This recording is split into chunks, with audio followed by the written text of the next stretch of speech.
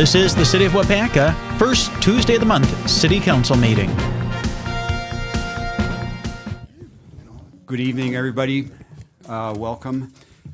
We're going to start out tonight with three public hearings. The first public hearing has to do with amending the building code, and Aaron's going to do a brief description of what we're going to be. Yeah, thank you, Paul. Appreciate it. So just so council knows, I am stepping in for Jared tonight. Jared is actually out of the state, so you'll probably be very sick of hearing from me by the end of today.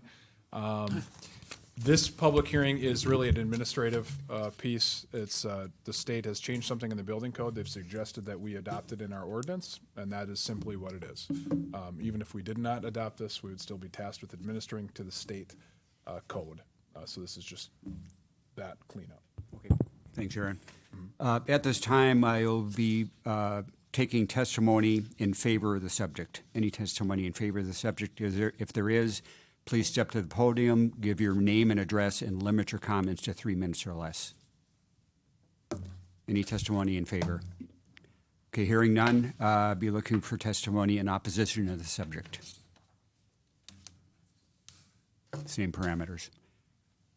Okay, hearing none, I'll declare this public hearing closed at 6:01. We'll move to the second public hearing, having to do with municipal zoning code, accessory structures and uses. And I'll turn it over to Aaron again.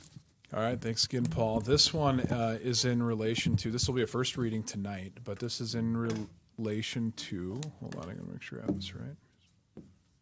Accessory structures, yes. Accessory structures in street yards. So currently the code states, and this has already gone through Plan Commission and is a recommendation of them, but that there cannot be an accessory structure in the street yard, and then it also says the primary street yard. We know we have some lots in the city that have streets on both sides, although you would look at it and say, logically, that looks like it's the side of the house. Right now, those accessory structures cannot go in either of those locations. This would remove street yard and keep primary street yard. And then it also adds setbacks for that. So we'll get into that later in the meeting. But again, this has come through Plan Commission, is coming to City Council tonight as the first reading. And we'll have another crack at it in January. Thanks, Aaron. At this time, I'd be looking for testimony in favor of the subject. Same parameters. If you have something to say on this, step to the podium, state your name and address, and limit your comments to 3 minutes or less. Any testimony in favor of the subject? Hearing none, I'd be looking for testimony in opposition to the subject. Okay, hearing none, I'll declare the second public hearing closed at 6:03. And we'll move to the third, which has to do with the proposed Waupaca taxi fare changes. Aaron, again, please. Thanks again, Paul. This is a public hearing notice that we've already discussed this. You heard me mention it last meeting that it would probably be coming back from a procedural standpoint. We went through our 5311 audit compliance review with the state, and they just suggested we bring back an action after this public hearing. This public hearing was always scheduled to happen tonight. We're going to re-vote on the same fare increases that we voted on about a month ago tonight, just from a procedural standpoint. So this is discussing increasing 25 cents across the board for all of our fares, just to recap, and that matches, that increase is in between 8 and 9%, which matches what our expenses go up per our contract. Thank you, Aaron. At this time, I'd be looking for testimony in favor of the subject. Any testimony in favor? Hearing none, I'd be looking for testimony in opposition to the subject. Hearing none, I'll declare this third public hearing closed at 6:04, and we'll move right into the City Council meeting. I would like to say that the mayor is joining the meeting remotely, but he feels it's appropriate to have the meeting chaired by somebody in person, and that's me. I'm Paul Mayo. I'm City Council President. I'd like to inform everybody that I will be voting on agenda items tonight. So with that, we'll move right into the Pledge of Allegiance.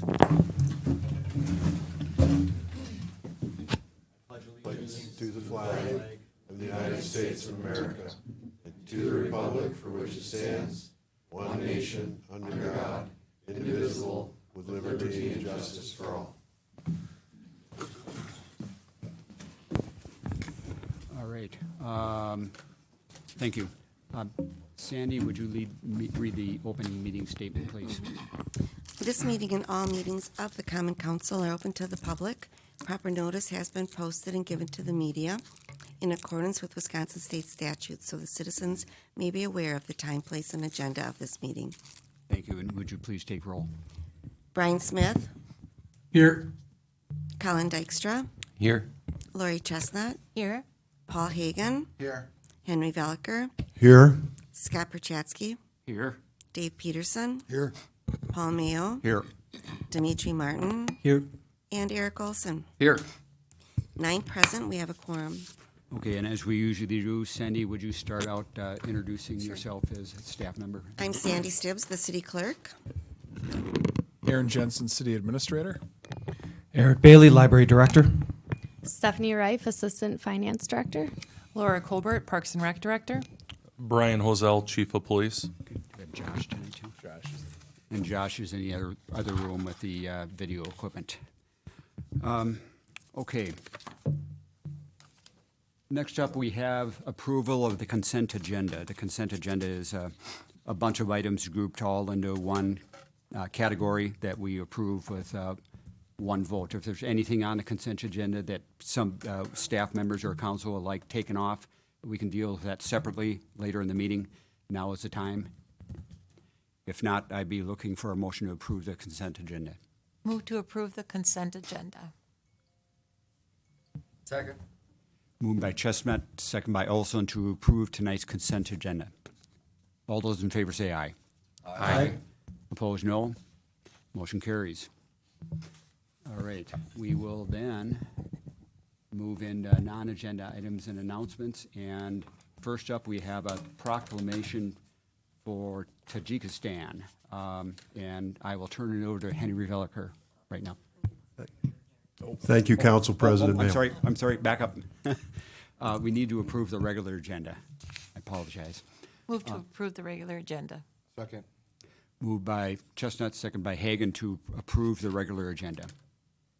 All those in favor say aye. Aye. Opposed, no. Motion carries. Now we'll move to the Tajikistan proclamation. Henry Veliker, please. Thanks, Paul. Council President Mayo, Common Council members, city staff, and our audience listening in this evening, it is my honor and pleasure to introduce to you a delegation of the best and brightest from the Central Asian country of Tajikistan. The Rotary Club of Waupaca, of which there are a number of members in this room, in partnership with Rotary International and Open World, an arm of the U.S. Department of State, has been given an opportunity to host our visiting delegation. The focus of their visit is education technology, and we have built a busy program around that topic. But we have also worked in an exciting and fun activities as well for the group, such as tours of Waupaca Foundry and Gusmer Enterprises, as well as a visit to EAA and the EPIC campus in Madison. One of the tenets of Rotary is to promote peace and international understanding, and I can think of no better way to undertake this very important of goals than to participate in an exchange such as Open World. Chuck Reynolds, our club president for this year, will take a few minutes to introduce you to Tajikistan, and the delegation's facilitator, Tamina Nayosova, will say a few words on behalf of delegation members. Thank you for the opportunity to introduce Tajikistan and our Tajik friends to you this evening. Chuck? Thank you, Henry, and thank you, Council, for having us here and for your recognition of our guests. It has been a whirlwind week for them so far, and there's more in store. I know that probably they'd got no break after a 2-day travel to get to Washington, D.C., and then another half a day to get here. But we're keeping them busy, and we hear they're conversations with their folks at home when they're talking at 6 a.m. and it's 5 a.m. or 5 p.m. in their home country. So we're very, very appreciative of their, I guess you'd say, will to stay awake and be with us. Just a little bit about Tajikistan. You've got a handout on you, and on the reverse side, first question, people, is where in the world is Tajikistan? It is a country about the size, just a little smaller than the state of Wisconsin, nestled in between countries such as China, Afghanistan, and Uzbekistan, and it's a very mountainous country. Interesting fact is that it is 50% of the territory is at elevations of 10,000 feet or more. And for those of us who are pretty close to sea level, that's quite high. The country's got just shy of 10 million people in it. The capital city of Dushanbe has 770,000 people in it, and a number of regular delegates are from there and from other major population centers around Tajikistan. Tajikistan was a republic of the Soviet Union, and when the Soviet Union broke up in '92, Tajikistan, among other countries, had to figure out how to become an independent entity, an independent country. And after some conflict, essentially a civil war, they had a constitution, wrote a constitution in 1994. It's been amended 3 times since, and it is a country that is finding its way. And the folks that are with us today are some of the leaders that are looking for ways to expand economic development and bring prosperity to their people. The country is 90% Muslim, mostly Sunni. Their most popular sport is football, soccer, as we know it. And also due to the terrain, it's a wonderful place to go and hike and enjoy winter sports.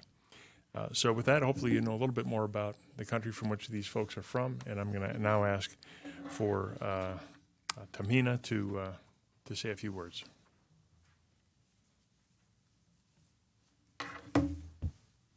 Thank you, Jack. Thank you, Henry.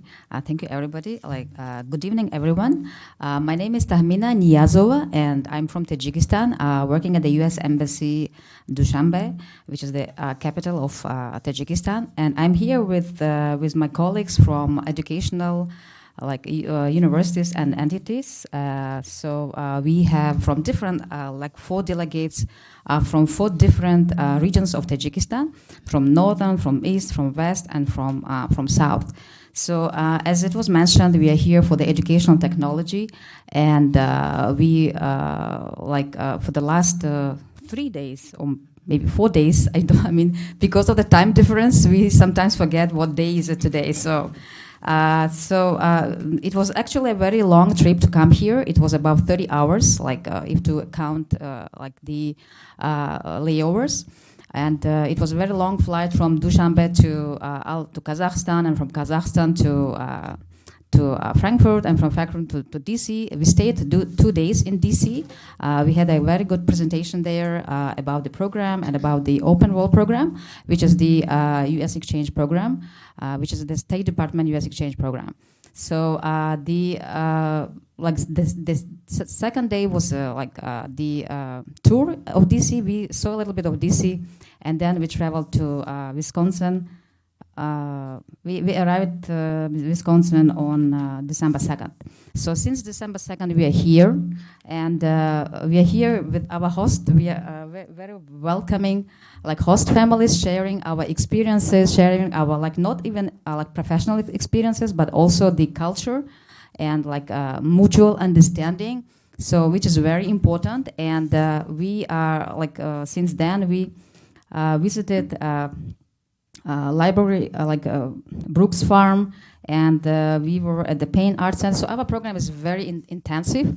We are also we are both learning professional things and seeing the part of Waupaca, the sightseeing and historical places, which is very interesting. And we are learning more about this place, about this location.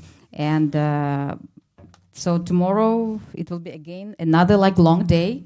And every day we have at least 4 or 5 meetings going on, and which is amazing. And Tomorrow we will have a radio show where everybody will talk about its experience, introduce themselves, and which means more people will get to know about us, so what we are doing here and what we have learned so far. And yeah, we are leaving all on Friday. That is actually a 10-day program, open world program, sharing experiences and learning different experiences on a particular subjects, which were here for the educational technology. And we have learned a lot. We have seen many things so far, and we are very excited to share our experience in Tajikistan with our colleagues and with our peers. I hope that I'm very much sure that my colleagues here, the delegates, will. They already have tons of ideas, tons of ways of communicating in the future and stay in touch, and also to share the experience that received here with their colleagues back in Tajikistan. Thank you very much for your attention. So this is all. Thank you. Mm-hmm. Thank you, Tamina. Now I'll go ahead and read the proclamation. Thank you.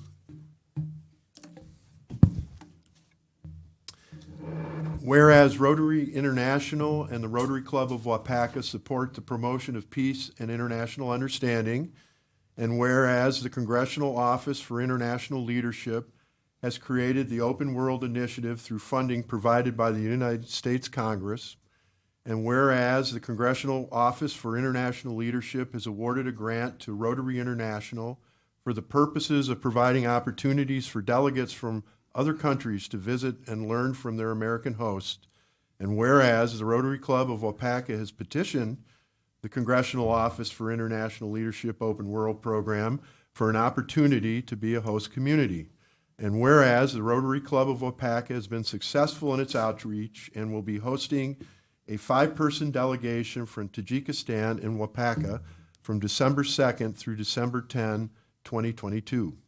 And whereas the focus of the visit for the delegates is to learn how technology is utilized in the provision of education at all levels in the Waupaca area in the state of Wisconsin, and whereas it is a pleasure and an honor for the Waupaca Common Council to welcome our guests to Waupaca and wish them all the best during their stay. Now therefore be it proclaimed the 6th day of December 2022 in the city of Waupaca, state of Wisconsin, Brian Smith, Mayor. So if we could get a picture presenting that, Paul, thank you. Chuck and the delegates, please come up. Yes, thank you.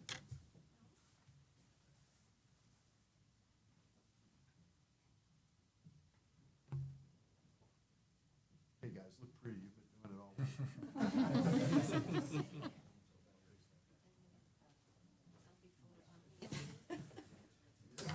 They're all good.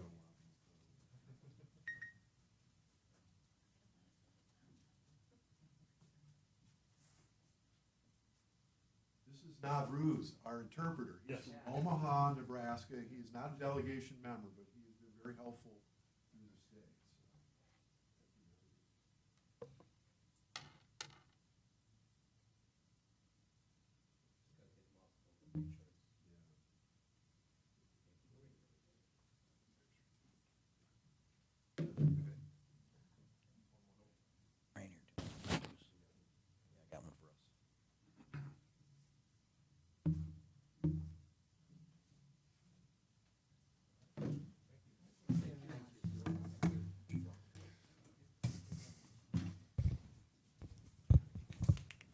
Thanks, Paul.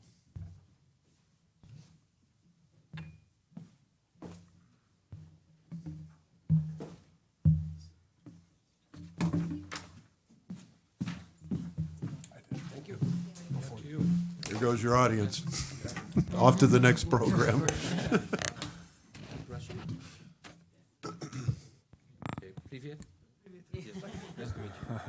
Oh, that was. Thank you. Thanks for coming. Thanks for coming. coming. See you guys. Bye. See you later. Come back again. Yep.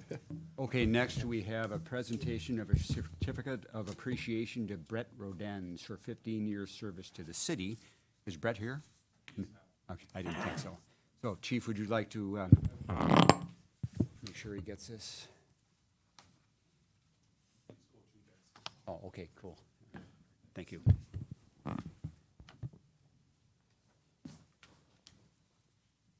And we have some supportive comments on Waupaca's downtown and development progress that Aaron is going to inform us on. Thank you, Paul. This is a memo that was put together by Jared on page 57. I'm going to read some of Jared's comments too. I thought they were good. And these are, just to be clear, these are comments that we heard in our last CDA meeting, part of the downtown program, and all the efforts that have happened with Main Street.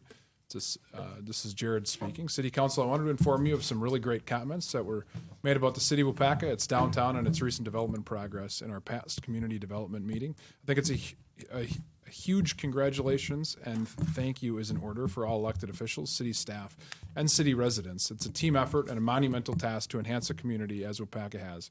I'm proud to be a part of this great community and look forward to all of the things yet to come. Some of the comments that were received at that meeting, Kent Pagorsh was one of them, owner of Main Street Marketplace.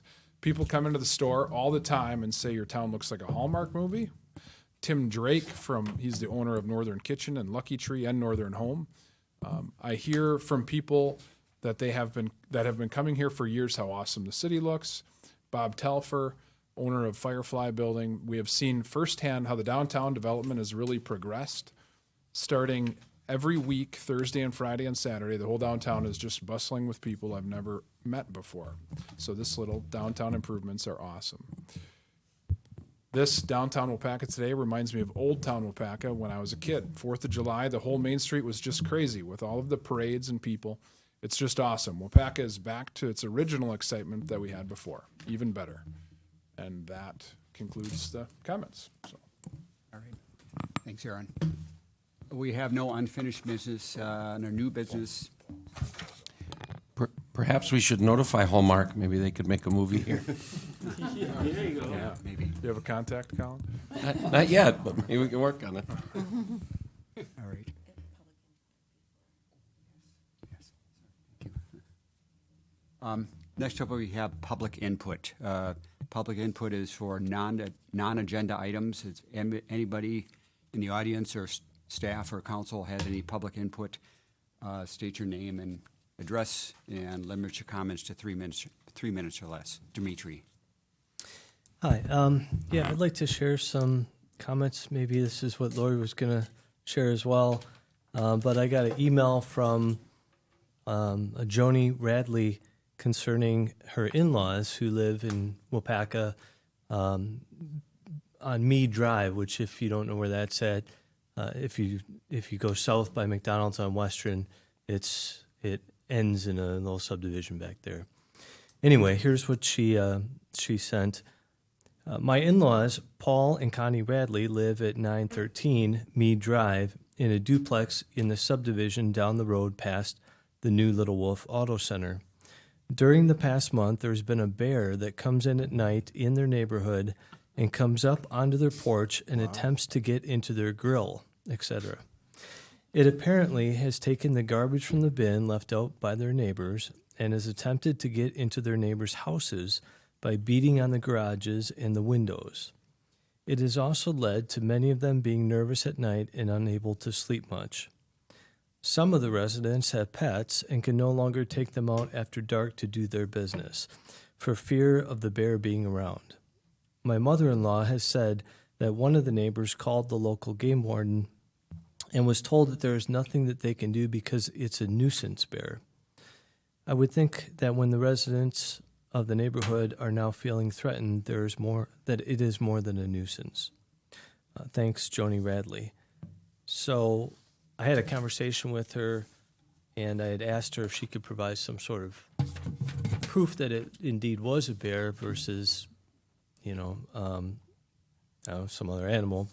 And she said she'd try and get that to me, but I haven't heard back from her. But in the meantime, my own garbage was knocked over when I set it out Wednesday for pickup, and 2 garbage bags were taken out. One was destroyed in my front yard. The other was hauled around the back of my house and destroyed in my backyard.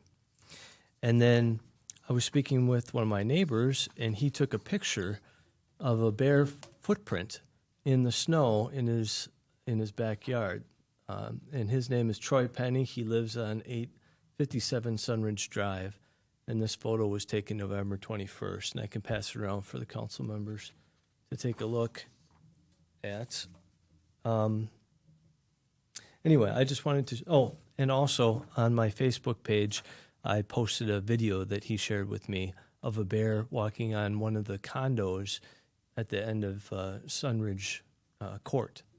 So you can see it. It's a black bear. Anyway, I just want to share that.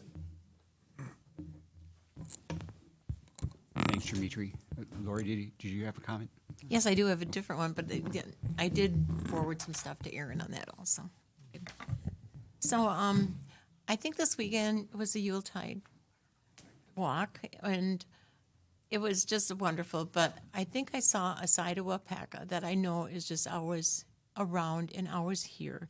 On Friday, we saw a group of business people from downtown. I'm going to name them: Don and Debbie Fisher, Bill and Mary Zimmerman, Heidi Sweeney, Anna Rustack, Terry Schultz, and Aaron Jensen. What we had discovered is that our pots would not be filled. They were all empty on the corners. And these people had approached me and then came forward and worked with Aaron. I think that we spent a lot of time chatting together on those days. But what I thought was just incredible, they worked with Yeska Farms by asking if they had any boughs that were left over, and they did. So Don took his truck out and picked up the boughs, brought them to town, and delivered them. And then all the people, Terry and Aaron included, were downtown Friday afternoon, filling all of the tubs with beautiful boughs and decorating them. I don't know if you've seen them, but it certainly filled a very big gap in our holiday spirit. And downtown has never been busier than I have seen it on the weekends. And even during the week, it's amazing to me to see that. But this is Waupaca. This is the people we are. This is what we do. And it just thrilled my heart and brought smiles. And it brought smiles to everybody who was visiting. When I did the walk, I couldn't believe the people enjoying it, the cookie walk. It was just amazing. So I want to say thank you to them for going above and beyond, bringing people together, and making our town just a wonderful place. So thank you. Thanks, Lori. Anybody else? Okay, we'll move on to item 9A, resolution number 1529, 2022, a resolution remembering and honoring Jack L. Rhodes. And Eric is going to take this one. Thank you. The resolution reads as follows. This is resolution number 1529. Whereas Jack L. Rhodes, an exemplary citizen of the city of Waupaca, passed on October 10th, 2022. And whereas Jack and Glenda Rhodes moved to Waupaca in 2002 after Jack retired from his position as Dean of Miami University's Hamilton campus, and whereas Jack was a co-founder of the Waupaca Area Community Foundation and chaired the board of the Fox Valley Community Foundation, the Waupaca Area Community Foundation has provided well over $100,000 annually to Waupaca area nonprofit organizations, and whereas Jack was an advocate for the Waupaca campus of Fox Valley Technical College, and whereas Jack was a founder of the Waupaca Duplicate Bridge Club, whereas Jack was an active member of St. Mark's Episcopal Church and the Waupaca Rotary Club, and whereas Jack was an active member of the Waupaca Historical Society and served on the Waupaca, Wisconsin Historical Foundation Board, and whereas Jack enjoyed teaching film seminars for Lawrence University at Björklund, Lawrence's Door County campus, and introducing classic movies for Wiga Arts International Film Festivals. Jack provided 14 years of film programming at the Waupaca Area Public Library, and that collaboration continues to the present day with classic film programs presented by the library as long as there is community interest. And whereas the Waupaca Library is declaring Thursday, February 2nd, 2023 as Jack Rhodes Day, and will have a day-long celebration showing classic films to the public. Now therefore be it resolved that the Common Council of the City of Waupaca expresses its profound gratitude to the family of Jack L. Rhodes and recognizes his determination and desire to make the City of Waupaca a better place to live. I would like to say as well that we are fortunate to have Jack's wife, Glenda Rhodes, with us this evening. Thanks, Eric. We need to approve. Yes. Okay. At this time, I'd be looking for a motion to approve Resolution 1529. Move to approve. Second. Moved by Martin, second by Chestnut, to approve Resolution number 1529. All those in favor say aye. Aye. Roll call? Okay, I'm sorry. Roll call. Lori Chestnut, Aye. Paul Hagan, Aye. Henry Veliker, Aye. Scott Perchatsky, Aye. Dave Peterson, Aye. Paul Mayo, Aye. Dimitri Martin, Aye. Eric Olson, Aye. and Colin Dykstra. Aye. 9 ayes, motion carried. Thank you.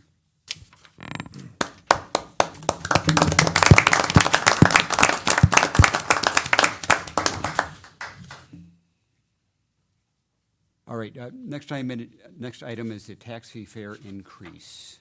Aaron. Thank you, Paul. Council members, this memo is on page 59 of your packet. Again, looks very similar to the one from the October 4th meeting. That is when we voted to approve these fares. Again, as I mentioned in the public hearing, this is more of a procedural thing and a recommendation from our 5311 compliance review that we do act on this after the public hearing. We had that public hearing. We received no input tonight, and we did not receive any input leading up to tonight. So I would be asking for City Council to once again vote to approve the proposed 2023 fares for Waupaca Taxi as listed on the memo, as you did on October 4th. Okay, thanks, I'll Aaron. make a motion to approve the proposed 2023 taxi fare schedule. Second. Moved by Veliker, second by Peterson, to approve the taxi fare increase of 25 cents for adult, senior, student, disabled, out-of-town miles, and special fare effective January 1st, 2023. Any discussion? Roll call vote. Colin Dykstra, Aye. Lori Chestnut, Aye. Paul Hagan, Aye. Henry Veliker, Aye. Scott Perchatsky, Aye. Dave Peterson, Aye. Paul Mayo, Aye. Dimitri Martin, Aye. and Eric Olson. Aye. 9 ayes, motion carried. Next item is the termination of the employment agreement with Kathy Kaza for interim finance director services. And Aaron, you're up again. Thank you, Paul. Council members, this one, you can see a memo on page 60 of your packet.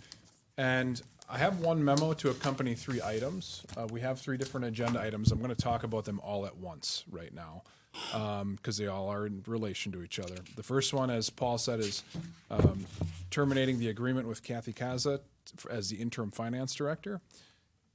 We would then next appoint, hold on, I got to make sure I have this right. How do we have it listed on the? Confirm the mayor's appointment.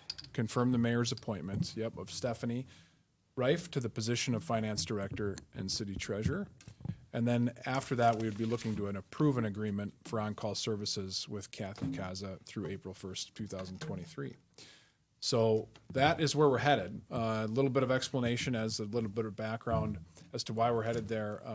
Stephanie has been doing the vast majority, if not all of the day-to-day work in the finance department and tied to the finance director's position for several months now. Kathy has been of help and has really been acting in that on-call capacity more so during that time anyways. There are operational efficiencies that come along with having her be that in title. It includes authorizations on bank accounts, state reports, so on and so forth, whereas we may need to go back and forth with Kathy, who's working in another municipality, also did retire from here a year ago now. So this feels like the natural progression. Stephanie has done a fantastic job in learning everything she can in a short amount of time. Kathy has also been very, very helpful in allowing us to learn that stuff as quickly as we can. I believe City Council received an update in September on all of the trainings that Stephanie has gone through. To that point, I know just last week she also attended a GFOA conference in Delavan, I believe. Recently worked with the county on tax rolls.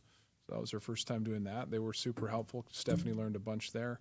Long story short, Stephanie's done a fantastic job. I have no doubt she'll continue to do well. And this is, I guess we're asking that we would, through this process, confirm Mayor Smith's appointment of her officially to the finance director, city treasurer position. But again, we would first be looking to terminate the employment agreement, naming Kathy Kaza as the interim finance director, city treasurer. So that would be the first action. If there's any questions before that time, let me know. I'm now realizing I didn't get onto the third part, so let me get into that very quickly. We would then be looking to approve an agreement, which is also in your packet and attached to this memo, that would transition from that interim director, and Kathy would be a strictly on-call as needed consultant, so to speak, through April 1st of 2023, in which her contacts would be myself and Stephanie. And we really want to make sure that any work that we have with Kathy is in direct conjunction with Stephanie, so there's learning taking place as much as possible. All right, we'll just take these one at a time, 3 in a row. First, I'd be looking for a motion to terminate the employment agreement with Kathy Kaza as interim finance director in a second. I'll make that motion to terminate. I'll second it. Moved by Veliker, second by Hagan, that we terminate the employment agreement with Kathy Kaza for interim finance director services. Any discussion? Yes, I do have a question. Sure. So what I'd like to ask is, have all the projects for each department been completed that Kathy was asked to complete? All of the projects for each. Right, I mean, there's always been this little hard-to-get information, and is everything completed if we're... Yeah, so I guess we were short-staffed for a long time period, really, dating back to when Tina retired a while ago. Right now, we are working with our auditors to basically clean up get completely caught up on all reconciliations, and that they were in last week. We're working towards that, and we are about done with that. So I would say yes, that is completely caught up within a week. Yes. So then the following one would be that Kathy would just remain helping Stephanie? Does she need to finish up her work?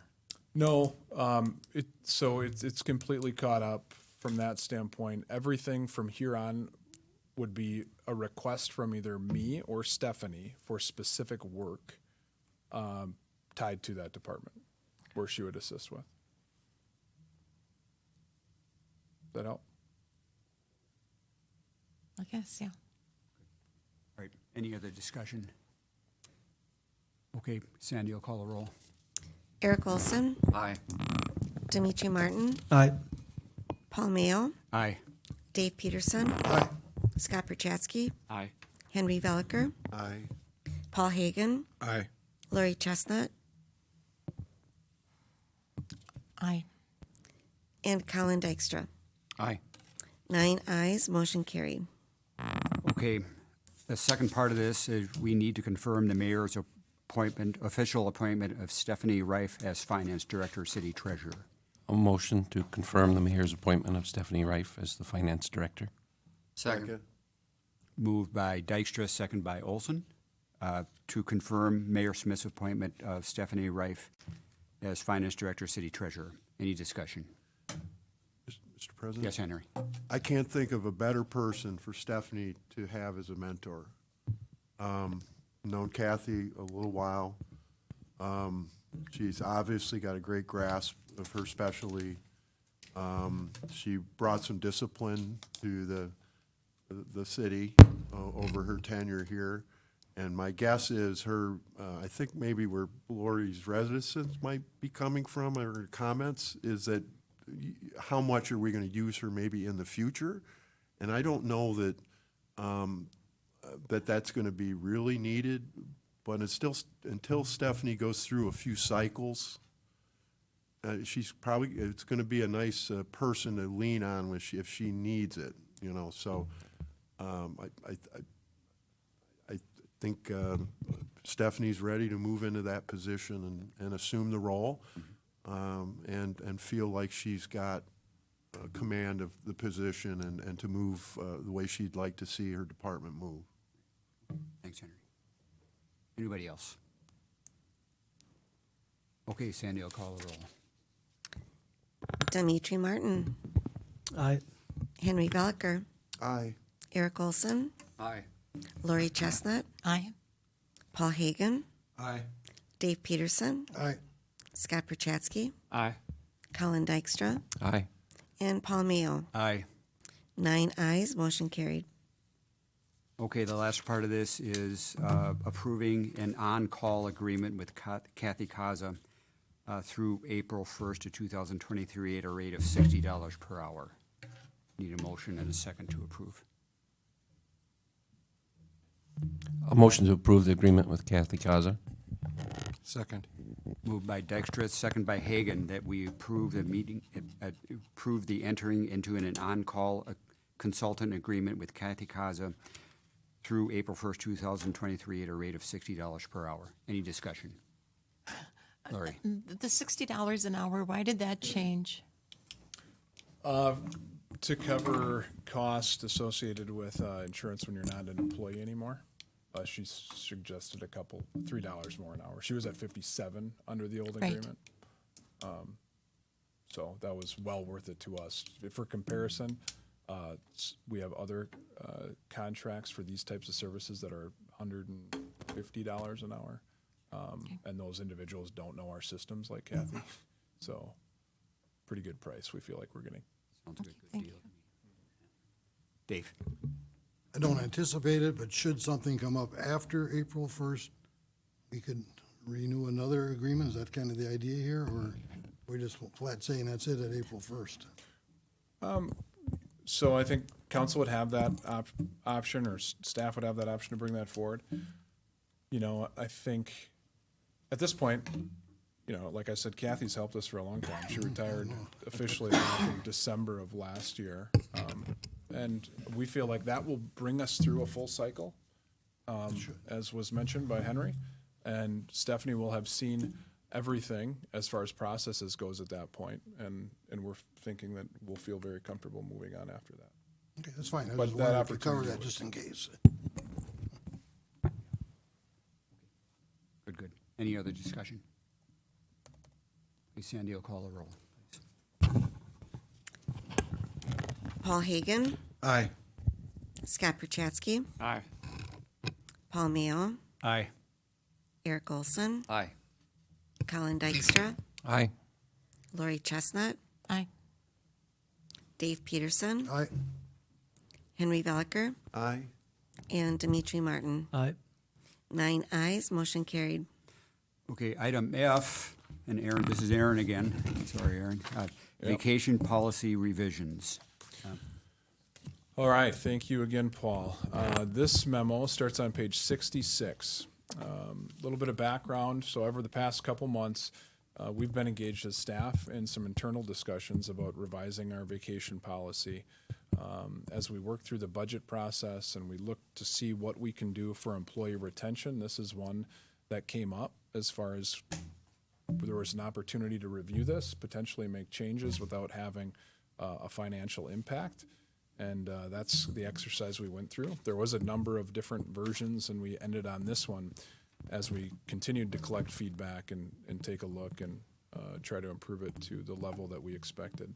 So I just want to take us back to November of 2021. We actually sent out a staff survey from an employee retention standpoint. We said, if you had to find a new job, what are the 3 things that you would value most in that new position? You can see on there, we listed them. We got 43 respondents. They had to pick 3 answers. And their top 3 choices, they're out of, I believe, 10 potential answers. You can see high earning potential. We've talked about our abilities to do that and maybe challenges to do that in our current funding structure. Number 2, flexible work schedules policies. 3, having your input valued. And then 4, strong work-life balance. We have, especially in our recruitment processes and our hiring processes, vacation is something we commonly lean on in lieu of potentially higher wages. And you can see that reflects in these responses as well. I also want to mention that, even though you can see that first one is high earning potential, I want to give a lot of credit to City Council and Mayor Smith and for getting creative in ways that we can provide to that at some level. And one is the 3% raise for this year for all employees, the reallocation of ARPA dollars and funding and the one-time payment, also the employee rewards program, the longevity program. So although, we have some challenges on the face of it, I give City Council a lot of credit for finding those other ways to provide that when possible. Also, wanted to just kind of overview. Now, you'll see, and I'm sure you have seen in your packet on page 68, that page begins with a marked up version, so you can basically see the changes and everything added. The changes are, what's removed is struck, and the additions are in red. And then the next one is a clean version of the vacation policy. So without going through all of that step by step, I do want to take you through some of the bullet points and the things we looked to accomplish. One of those, and the first one I have listed, is providing our hiring supervisors greater flexibility to use vacation benefits and employee recruitment efforts, specifically in non-department head positions. What I mean by that is our past policy stated that to use vacation as a recruitment effort and to slot anyone in at a level that's different than starting off right away in the vacation schedule for any non-department head positions, that would have needed to be approved by City Council. It's a step that we felt like could be approved by that department head and then the city administrator to keep things moving in that process. All department head positions would still need to be approved by City Council because they would be appointing that individual anyways. And you guys are used to seeing those contracts and employment offers come forward. The second, provide an increased amount of vacation to employees early in the schedule. I think in reviewing it, we felt like the schedule was a pretty good schedule throughout it, except for early on. When there wasn't that flexibility to start people at higher levels, people felt like you were kind of grinding a little bit there in the beginning until you got to a certain level. We also believe that days off and rest and providing that quality of life benefit and balance actually makes our employees better when they are here. So we did bump it up a little bit, and you can see that reflected here. So after 1 year of service, the old schedule had it at 48 hours. That's now 80 hours in the proposed. After 2 years of service, it was 96 hours, and that is now 120 hours in proposed. And then it just follows the same on down, and it gets to the max of 240 hours in after year 17 instead of after year 20. So everything's bumped up 3 years. I do want to explain as we get to the end of that what that looks like and what this provision was put in to do. And currently employees who fall in the years of service or who are maxed out in the years of service and hours as of December 2022, you can see if they are 18 years of service and are at would have been at 224 hours. Their new max is now 248, so that's 3 additional days.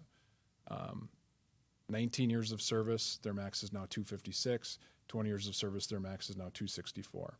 What that does is it allows us to say, we are providing all of our employees an equal amount of additional vacation. Everyone is at that 3 additional days from where they were a year before. However, if you're not in those years, as those individuals cycle out, maybe retire or leave the organization, the max for everyone else still remains at that 240. So no one else would be able to get the 248, 256, 264.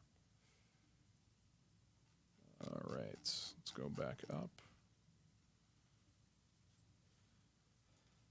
And that kind of explains that other bullet point for providing an additional 3 traditional work days of vacation for all current non-represented employees.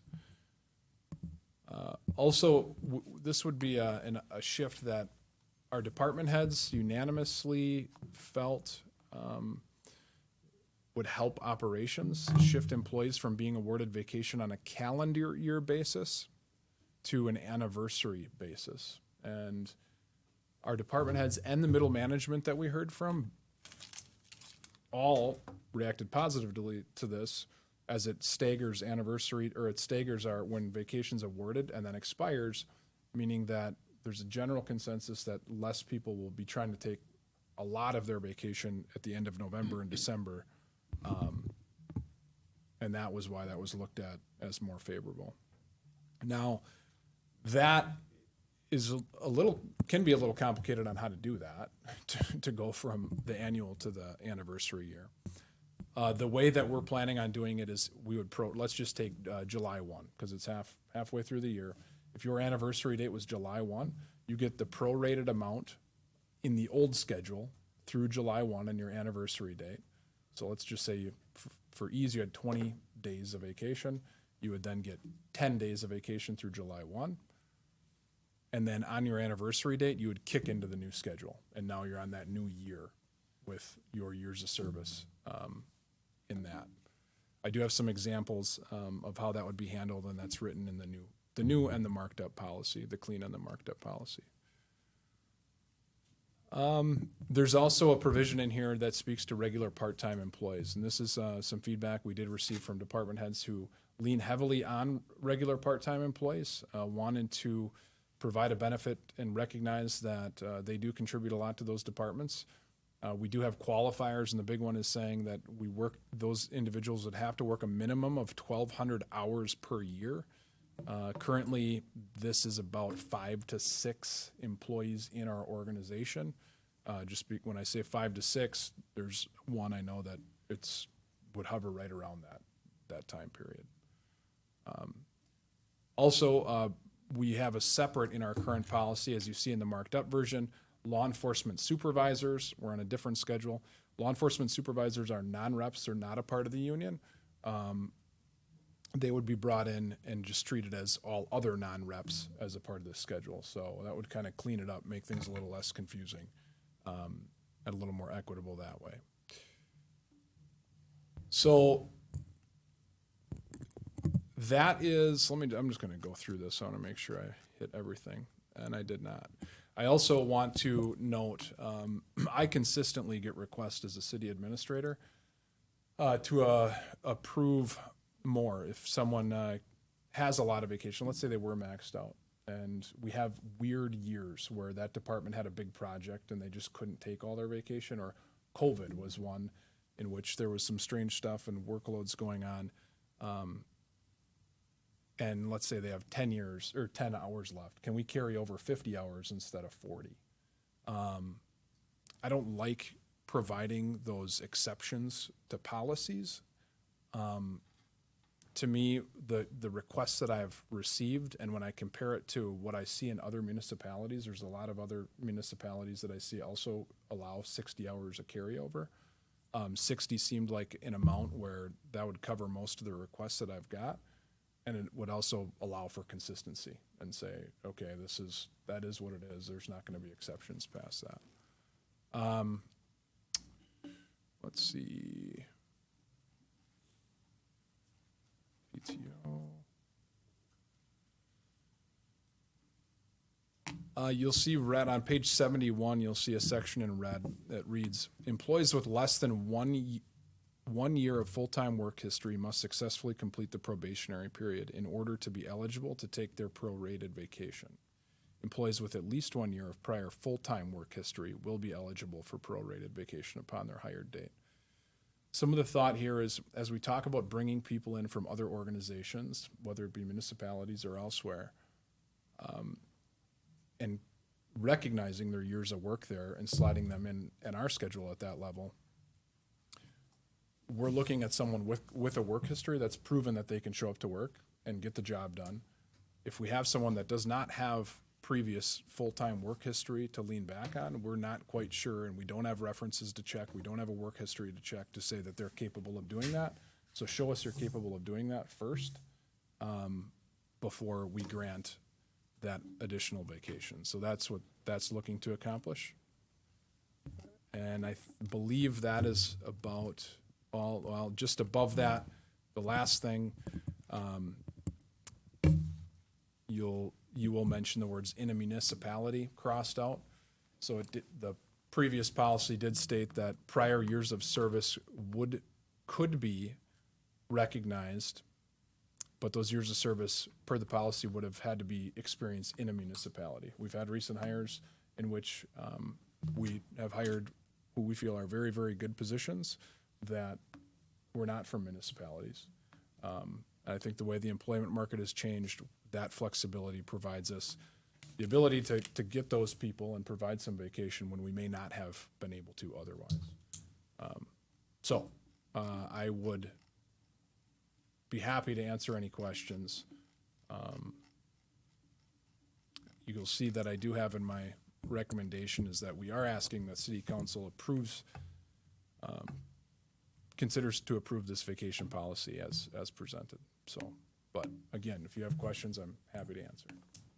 Yeah, go ahead, Scott. Concerning the carryover, does the administration here, the carryover vacation hours, do you differentiate? Let's say our budget year flopped and they got a 3% raise and the vacation was in the last, wage category. Now at the higher wage category, they're taking it, they actually take the vacation in the higher wage category period. How does that work? Does it get paid on the old rate or the higher rate, or what would? Yeah, that's a good question. So if they carry over vacation, let's say I have 40 hours that I can carry over now. I take that vacation in the previous, it would be at the rate in the year it's taken. Oh, in the year taken. In the year it's taken. But it's not like we pay out vacation, right? So I will say that there's also municipalities that say if you can't take let's say you can roll over 40 hours and you have more than that at the end. Let's say you have 80 hours that you have at the end of that year. There are payouts, right? You can get paid out at your rate for that additional 40 hours. We ran that analysis. It wasn't something that we felt like was something we could do and do sustainably. So we felt like this 60-hour rollover was a good alternative. Okay, well, I'm just, wondering if someone, was gonna constantly roll over. Some people just can't take it. If you're max one of these high things, I didn't know if it's a concept they could use to get a little more pay. Let's say every year we give them a pay raise. I just was curious how. So we paying it out at the year they take it, which could be a higher wage scale than the year it was actually earned in. That's what I'm asking. Right, because it would be considered a paid day of work in whatever that year was. I get it. Yeah, right. It's kind of a semantics thing. That was always the case, right? But that has not changed. Yeah. So that was the case before as well. Okay. Oh, okay. It's just a matter of 40 hours versus 60 hours. All right. Yeah. Thanks. Yeah. Henry. I've had a chance to work on some of this kind of stuff in my consulting gig, and it's not too unusual to see municipalities kind of do the anniversary date. It's not real prevalent, but it's not, it's not unusual. I think one advantage of going to the calendar year, or excuse me, their anniversary date, is all our retirees leave in January. And we're paying them out in January. And so depending on the department, that's a critical position. And I know one year we had like 2 or 3 street department employees leave on us in the winter, and it constrained us. So I think there's a positive there doing that. My first reaction, and again, it's probably a function of my age, is why are we doing this?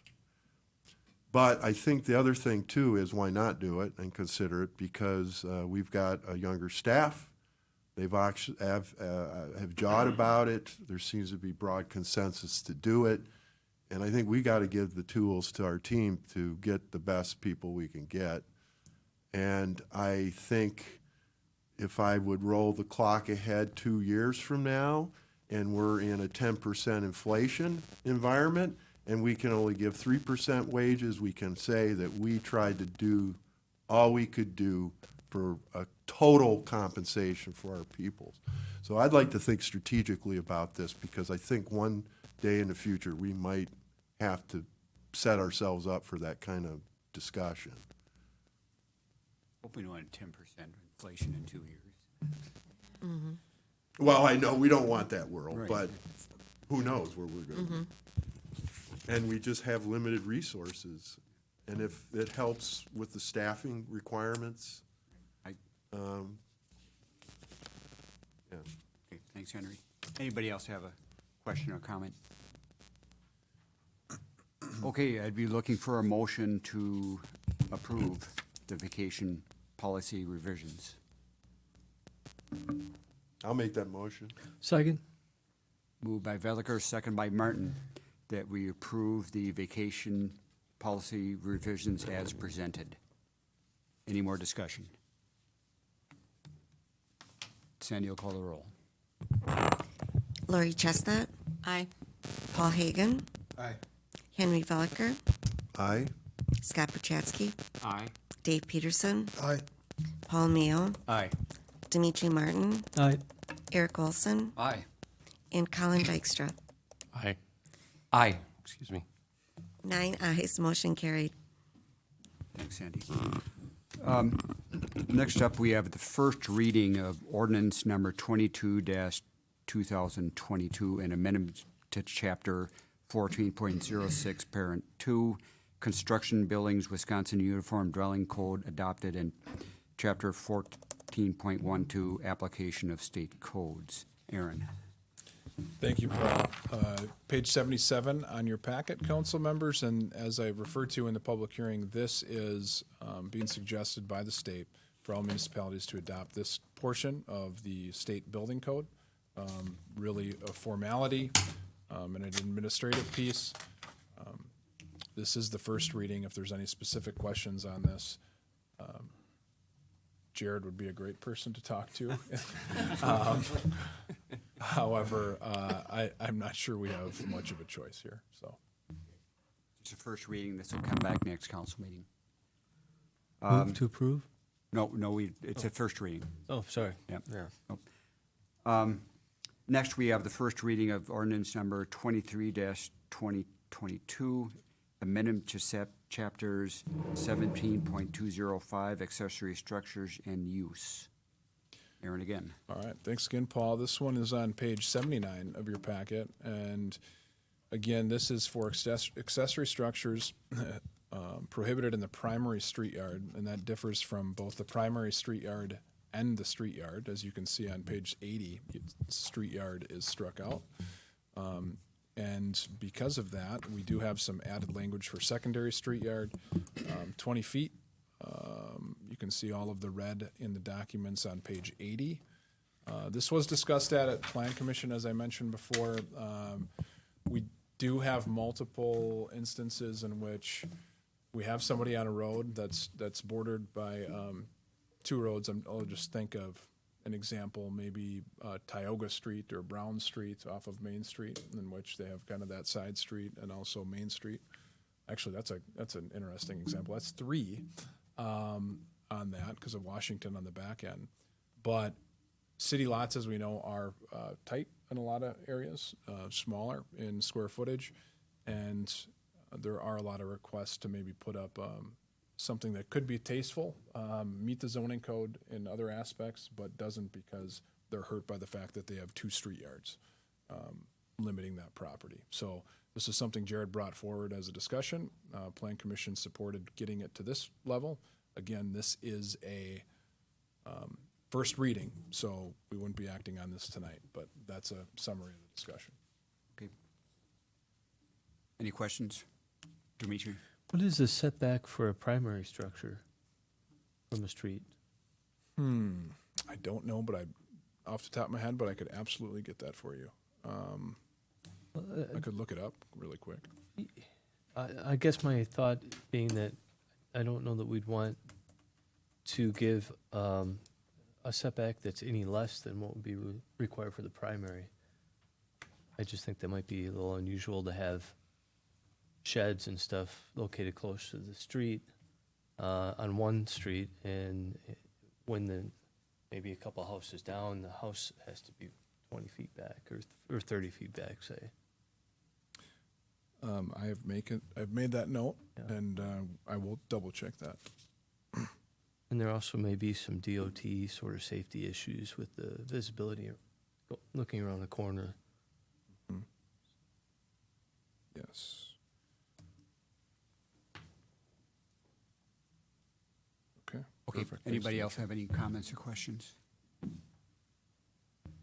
Okay, that was the first reading. That'll come up next council meeting for a vote.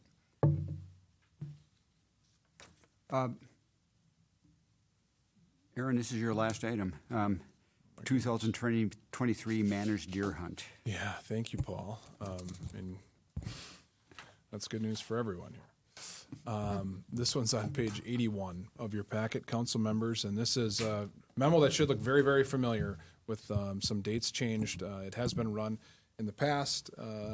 This will be the, let's see, 5th year, I believe. This came up actually, I believe Alderman Keeland at the time brought it up as a suggestion to control the deer population. We've had a lot of deer car collisions in the city of Waupaca. We also have had a lot of residents complaining about eating some of the plants and everything. Yes. And this was a result of that. We recently talked about firearms in the city. This is not firearms, just to be clear. This is a managed deer harvest with just bows. You can see there the hunt time period we'd be looking at for 2023 would be January 9th to March 31st. The hunt would occur on large tracts of public and private lands, city airport, recycling center, cemetery, well 2 on Washington Street, Waupaca Country Club. Hunters can sign up at the city website. That's all been done in the past, and Josh has a good system for that. Priority will be given to landowners and local residents. Hunters may have or must have a valid bow license issued by the state of Wisconsin. So again, as we talked about on that night, all DNR hunting regulations will apply, except for what you've seen here. Hunters who are issued a tag must purchase a $10 bow license or a discharge permit from the city. 20 deer tags will initially be acquired from the DNR. Based on the status of these tags, additional tags may be acquired. I can tell you, I don't believe in the last few years, or maybe any of the years, we've surpassed the 20. I believe last year was one of our more successful years, and we were somewhere between that 14 and 20 deer harvested range. Mr. Hansen, Roger Hansen, our street superintendent, has run this in the past. There's not a better individual to run this hunt in our organization. He would agree to do so again, and he would communicate with each hunter and explain the rules, such as hours, locations, get the proper documents signed, etc. Cost to process any deer will be taken at the hunter's expense.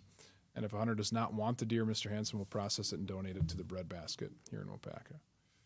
Background checks will be done on all hunters selected, and the agreement attached to this memo, which you'll see on page 83, would need to be signed for them to be able to participate.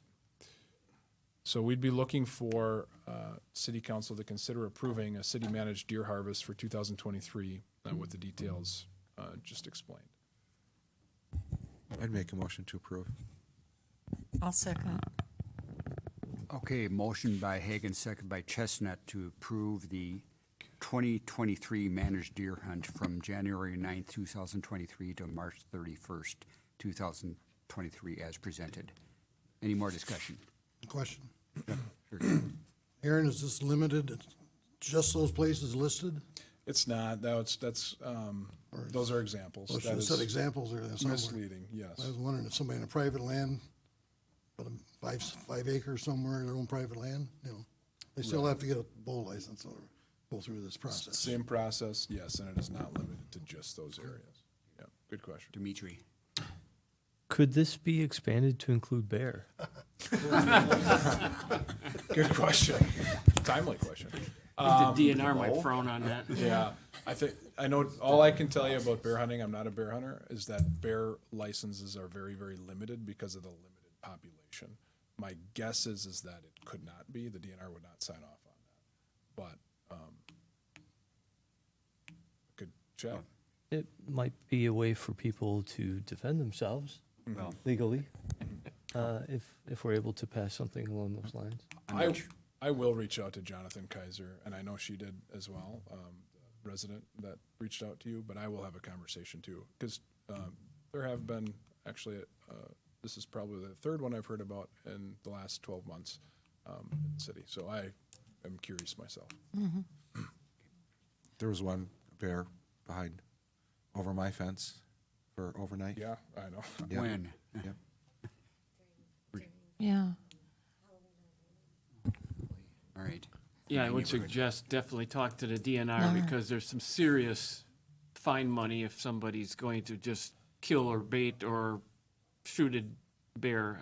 I would definitely, maybe that DNR warden that was here that day could help us decide what, if anything, we could do. Correct. If there's a lot of complaints, but I wouldn't go on our own without talking to the DNR. No, right, absolutely, yep. As with all of this, all DNR regulations have to be followed. So. And I'm thinking an arrow at a bear would only irritate it. Yeah, maybe. Depending on the kind of bow. Yeah. No, I don't think so. Okay, we have a motion and a second. Any more discussion on this? Okay, this is a voice vote. All those in favor say aye. Aye. Opposed, no. Motion carries. Next, we have the mayor's appointments to the following committees to replace Mary Fair, and I'll read those. For Police and Fire Commission, Alderman Paul Hagan. Airport Board Alternate, Alderperson Colin Dykstra. Board of Review, Alderperson Lori Chestnut. And Waupaca Area Fire District Alternate, Alderperson Paul Hagan. Having heard the mayor's appointments, I would need a motion and a second to approve them. Move to approve. Second. Moved by Martin, second by Olson to approve the mayor's appointments as presented above. Any discussion? All those in favor say aye. Aye. Opposed, no. Motion carries. Next, we have the proposed change to Swan Park ball field rental fees, and this will be Park and Recreation Director Laura Colbert. Yes, thank you. You can find the memo on page 84. So currently, an out-of-town group who wants to rent our ball fields can rent it for a flat fee of $250 for the weekend, and that could be Friday through Sunday. That could be just Saturday. It's $250. And with the potential influx of interest due to our incoming splash pad, and you just heard how great everybody loves our Main Street, we may get some more requests. It's not many now, but we're anticipating more. Currently, or that $250 as well, I never found why it was $250 or when that was established. What we found through this last year is though that does not meet the amount of money that we put into it to prep for the tournaments, conduct the ball field maintenance. If they're using our concession stand, we have to get a few people out there to do inventory or to move all of our concession stuff into a safe place so they can use our concession stand. So and especially if we use, let's say, line paint and quick dry, those things are really increasing in prices as well. So where it's not meeting the financial needs that we are reaching. So after researching a number of similar facilities in central Wisconsin, such as Point, Marshfield, Appleton, Plover, and Shawano, we've come up with the following plan. So first of all, a renting agency must pay up front. We've come to the circumstance, unfortunately, where we did not get money for one of our rentals. So they have to pay up front. If we don't get the money within a week, we're going to cancel the renting, or we have the right to cancel the reservation. If there is a chance of inclement weather, they can cancel. And if they cancel a week out, they'll get 100% back. If it's within the week and we potentially have already done some maintenance, they'll get 50% back. So that's just some of the ideas that we came up with. And we really want to push that all the field maintenance will be conducted by our city staff so that they don't inadvertently wreck our fields. So there's two different ways that we are going to go about this. They can rent a la carte, which is very similar to what a lot of other programs do. And the concessions would be $100 per event. Lights are $25 per field per game. And then the fields would be $50 per field per day. And then if they need any additional prep, so let's say they want to prep for the tournament game, it'll be an additional $50 per field for any additional prep. And the scoreboards are included in the price. So that's the a la carte. If they want to come and just use one field, they can get that at whatever rate is listed there. Now, if they want the whole ball field, or the whole ballpark for the weekend, we're going to charge $500. And it seems like, okay, this is a 100% increase. This is a really large leap. But when I was looking at some of the other ball diamonds, Plover in itself to rent one ball field is $100 per game. There's Stevens Point has on their turf field or their non-turf field, it's $80 per field per prep. So or $200 for their turf field. I mean, our prices are still significantly lesser than some of our surrounding areas. So that would again be $500 per day. That includes the concession, scoreboards, 4 fields fully prepped. The lights will still be separate. And if it rains and they need maintenance, we're going to charge additional fee for the quick dry and the cost for prepping those. Because if we have to pull our parks crew in and it's on a weekend and they're at home, I mean, they're getting overtime or getting additional hours for that. All right, so let me get back to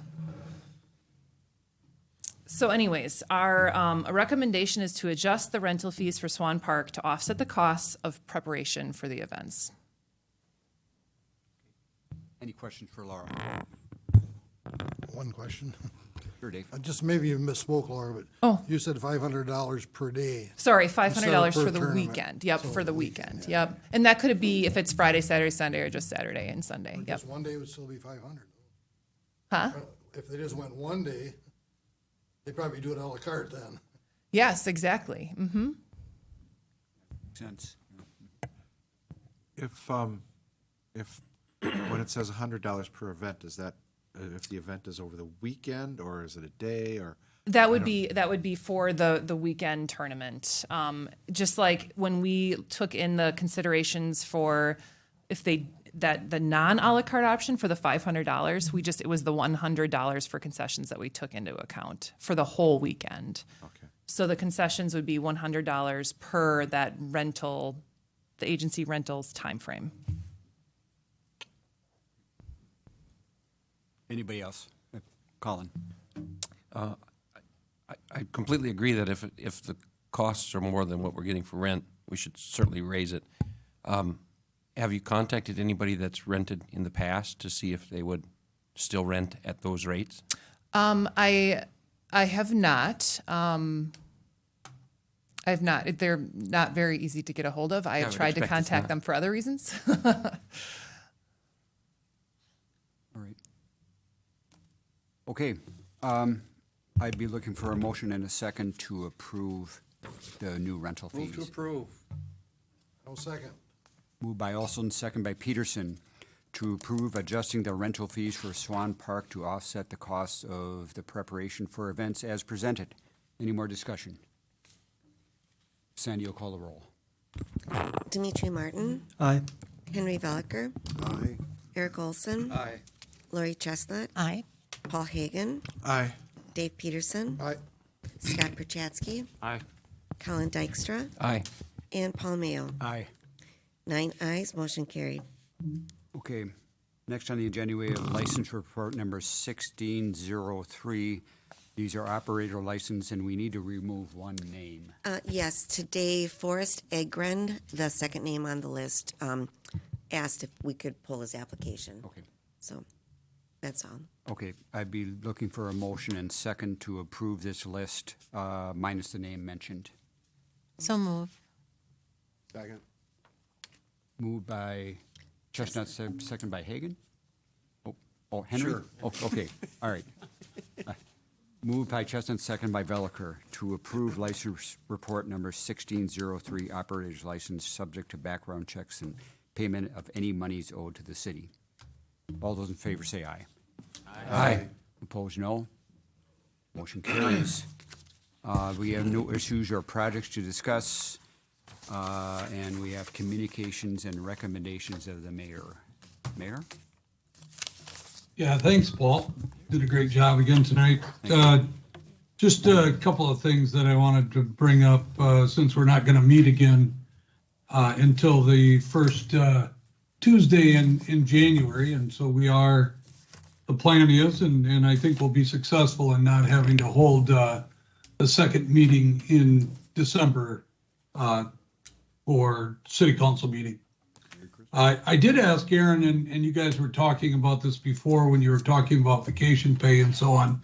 I did ask Aaron to work with his staff and to come up with what our total compensation package is for our employees. We know that we have to find different ways to compensate our employees, and that this last year that just meant a pay raise using ARPA funds, using the rewards program, using longevity pay, additional vacation pay. We had to pay more towards their health insurance, and we also had to pay more towards their retirement too. So there are a number of things that we did to try and keep up with the inflation that happened in this last year. Aaron, do you want to just touch again? I know this is probably the third or fourth time that we've talked about this, but I think it's pretty important. Just talk about the luncheon on the 14th. Yeah, absolutely. So just a reminder, a week from tomorrow, December 14th, we're going to be having that staff and elected official appreciation luncheon at the rec center in the blue gym, as we call it, 11 to 1.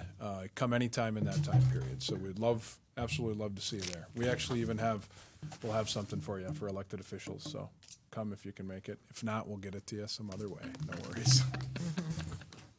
Yeah, hopefully council members and staff that are there tonight do attend this, and you take this opportunity to thank not only have a great lunch there, but also thank the employees, and employees thank your elected officials. And I mean, it's a good event, and it's just a way of thanking everybody for what they've done throughout the year.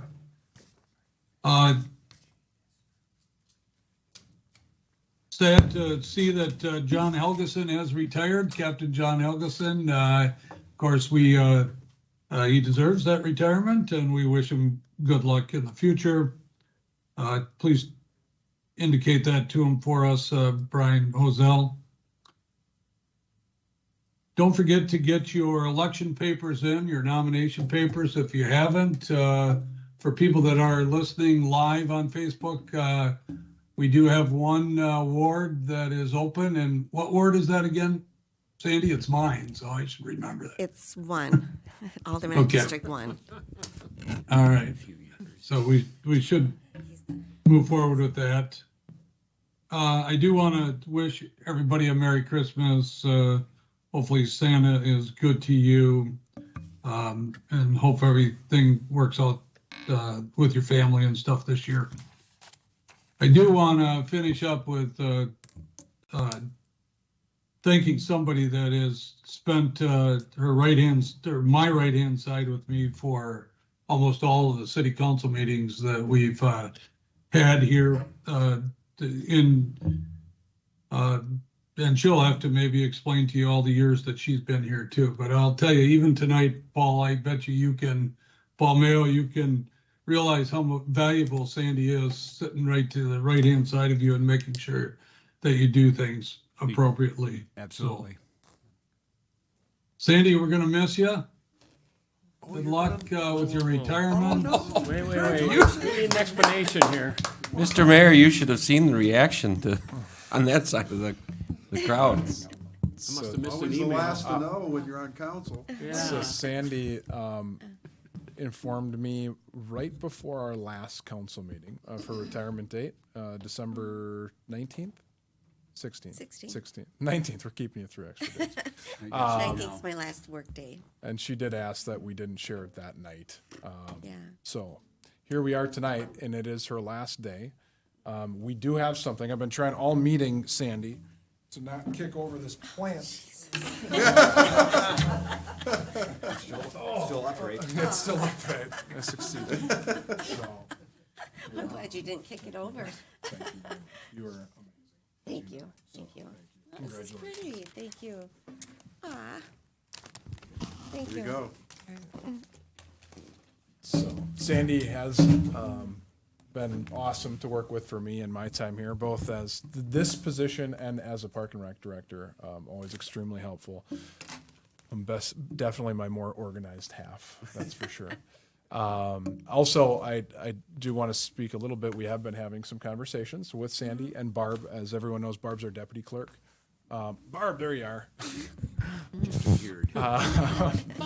And you guys have actually seen Barb a little more in the last year and a half as she's sat in for Sandy a few times. Sandy's done a really nice job creating some how-to documents, some transitionary documents, also worked with Barb on elections. Barb has taken a huge leadership role in the latest elections.